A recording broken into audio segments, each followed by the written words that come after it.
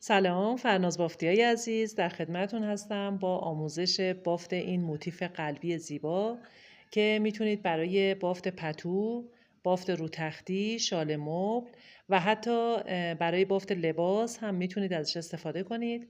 میتونید در تک رنگ یا اینکه در دو رنگ این حالت برجستگیاش رو میتونید با یه رنگ دیگه ببافید یا اینکه از رنگ‌های متفاوت در کنار هم یه لباس زیبا از این موتیف داشته باشید.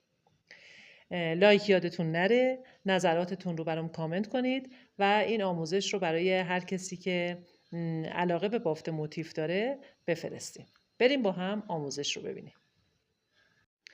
خب فرناز بافتیای عزیز برای آموزش این موتیف قلبی ببینید طبق این نقشه که من نقشش رو در اسلاید آخر میذارم. طبق این نقشه مربع‌هایی که خالی هستن پای کوتاهن، مربع‌هایی که رنگی هستن بافت فندقی هستن. خب 30 تا زنجیره میزنیم، میریم که شروع کنیم بافت این موتیف زیبا رو. بعد از اینکه 30 تا زنجیره رو زدیم ببینید از زنجیره دوم شروع میکنیم به پای کوتاه زدن. این زنجیره دوم قلاب رو وارد میکنیم، یه دونه پای کوتاه میزنیم. زنجیره سوم قلاب رو وارد میکنیم، یه دونه پای کوتاه میزنیم. به همین روش تا پایان رج. ببینید به پایان رج که رسیدیم 30 تا پای کوتاه زدیم، به پایان رج که رسیدیم یه دونه زنجیره میزنیم و کار رو برمیگردونیم. توی اولین پایه ببینید توی این قسمت اینجا پای کوتاه شروع میکنیم به پای کوتاه زدن. به همین روش 4 رج میبافیم، برمیگردم. خب بعد از اینکه بافتای ساده بافی، حالا شما بسته به اندازه‌ای که میخواین میتونید این ساده بافی رو بیشتر ببافید. میایم ببینید 14 تا خونه رو پای کوتاه زده، تو خونه 15 فندقی زده.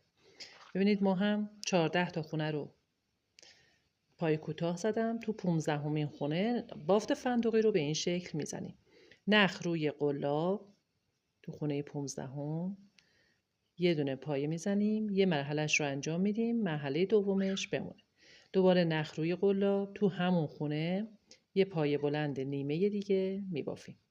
نخ روی قلاب دوباره توی همون خونه یه پایه بلند نیمه دیگه و باز نخ روی قلاب توی همون خونه یه پایه بلند نیمه دیگه میبافیم.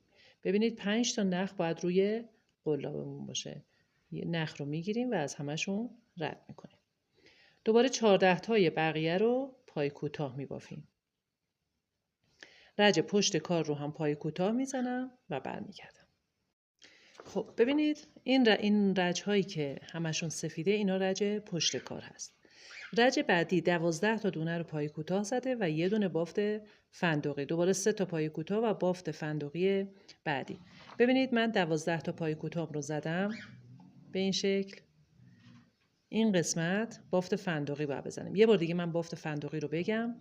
نخ روی قلاب ببینید توی این خونه یه پای بلند میزنیم، نیمه میبافیم. باز یه نخ روی قلاب، یه پای بلند دیگه و 4 دفعه این کار رو تکرار میکنیم. 3 و 4. یعنی آخر بار باید 5 تا نخ روی قلاب شما باشه به این شکل. نخ رو میگیریم و از همشون رد میکنیم. 3 تا پای کوتاه میزنم.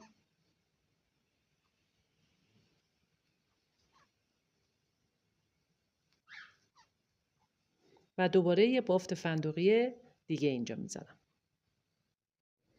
ببینید کارمون به این شکل در میاد. و دوباره رج پشت کار دوباره همه پای کوتاه، دوباره رج روی کار که رسیدیم ببینید این قسمت یعنی یه دونه این ورتر میره 1 2 3 4 5 6 7 8 9 10 10 تا دونه پای کوتاه میزنیم. دوباره یک بافت فندقی و دوباره فاصله شون 1 2 3 4 5 6 7 و دوباره یه بافت فندقی دیگه. به همین شکل طبق همین نقشه، چون بافت تکراره وقتی من بخوام ببافم تکراره و وقتگیر، برای همین من میبافم و شما هم طبق همین نقشه ببافید. نقشه رو توی اسلاید آخر براتون میذارم و به همین شکل ببافید تا موتیفتون کامل بشه.